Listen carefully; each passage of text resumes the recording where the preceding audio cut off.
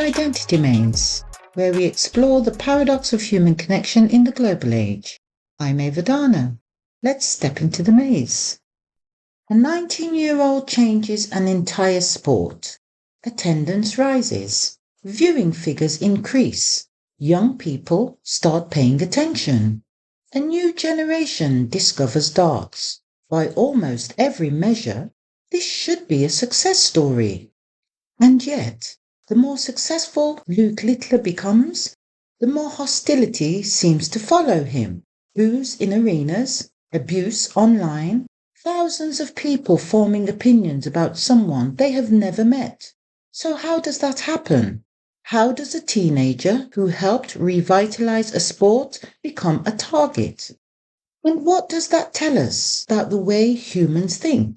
Because beneath the headlines, beneath the darts, and beneath the social media arguments lies something much deeper.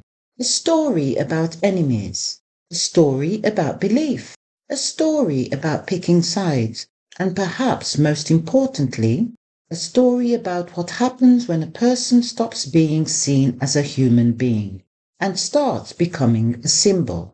This is the Identity Maze, reality check, and this is the Luke Littler story.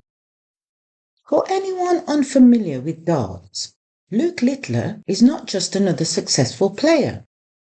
At just 19 years old, he has become one of the biggest stars the sport has ever seen. Since bursting onto the scene as a teenager, he has won multiple major titles, become the youngest world champion in darts history, risen to world number one, and helped create what many commentators now call the Littler effect. A surge of interest in darts among younger audiences who previously had little connection to the sport. For decades, darts was often perceived as a sport with an older audience, but Luke Littler changed that. Young people started watching. Social media started talking about darts. New fans entered the sport. And the game itself became more visible than it had been in years. But success creates visibility, and visibility creates attention, and increasingly, attention creates abuse. Over the past year, Luke Littler has spoken openly about the impact of crowd hostility and online abuse. He admitted there were moments when he considered walking away from the sport altogether, not because of his performances, not because of a lack of success, but because of the constant negativity directed towards him both in arenas and online. What's interesting is that this story connects directly to everything we've explored in this series. In episode 1, we discussed how humans create enemies. Luke Littler has done something remarkable for darts, yet sections of social media and some crowds have turned him into a target. Not because they know him personally, but because people often find it easier to react to a symbol than a person. The successful young star, the dominant champion, the face of the sport. And once someone becomes a symbol, they become easier to oppose. In episode 2, we explored how intelligent people can arrive at very different conclusions about the same reality.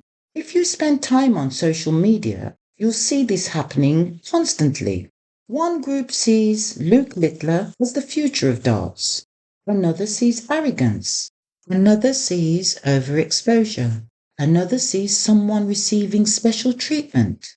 The same individual, completely different interpretations. Not because the facts changed, but because people are viewing those facts through different lenses. And then we arrive at episode 3, the psychology of picking sides.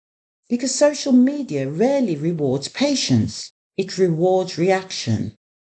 A controversy appears, clip goes viral, a crowd boos, comment section erupts, and almost immediately people begin choosing positions. Defend him, criticize him, support him, attack him.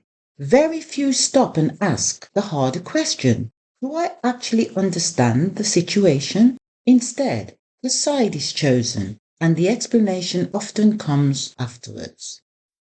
Recognizing the growing problem, PDC Chief Executive Matt Porter recently revealed that the organization is now working with social media platforms and filtering technologies to help protect players from online abuse. Luke Littler has also restricted parts of his own social media interactions to reduce exposure to harmful messages. Fellow professionals, including Luke Humphries, have publicly defended him and called for greater support for players. And perhaps there's a deeper lesson here, because if one of the most successful young athletes in world sport can come close to walking away because of hostility, what does that tell us about the environments we are creating online? Not just for professional athletes, but for everyone. The story of Luke Littler isn't really about darts. It's about what happens when attention becomes judgment, when judgment becomes identity, and when people stop trying to understand a person and start deciding which side they're on. And if darts wants to keep inspiring the next generation, it may need to protect its young stars just as carefully as it celebrates them. Welcome to the Identity Maze. This is the Identity Maze, hosted by Ava Dana. Thanks for listening. If this conversation made you think a little differently, share it with someone. If you enjoyed the episode, follow the show and join us next time. New episodes explore how beliefs form, how tribes emerge, and why changing our minds can be one of the hardest things we ever do.